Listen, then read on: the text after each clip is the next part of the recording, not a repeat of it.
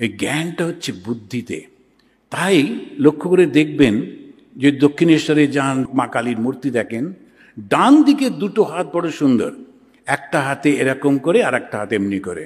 বর অভয়, অভয় দিয়ে বলছেন ভয় কেন, আমি তো মা, তোমাদের কিসের ভয়?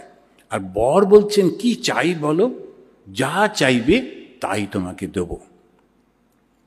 কিন্তু ওই মায়েরই বাঁ হাত দুটো অন্যরকম, একটা হাতে খড়গ ধরে আছেন আর একটা হাতে একটা কাটা মুন্ড, একদম অন্যরকম। এই ডান দিকে একরকম, বাঁ দিকে একরকম। যখন জগতের সমস্ত কিছু চাই, মা পরীক্ষায় পাশ করিয়ে দাও, মা চাকরি দাও, মা এটা দাও সেটা দাও, তখন ওই ডান দিকে।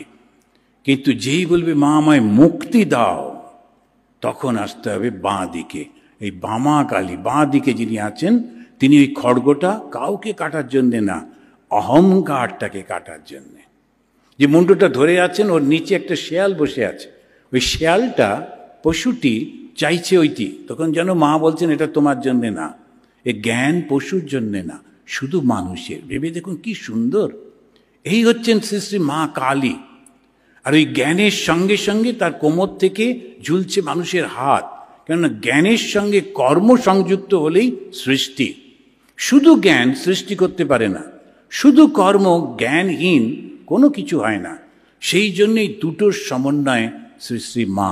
আর তিনি হচ্ছেন প্রকৃতি, এত বড়, তাকে ঢাকবো কি করে, তার থেকে বড় তো আর কিছু নেই, ওই জন্য তাঁর বসন নেই।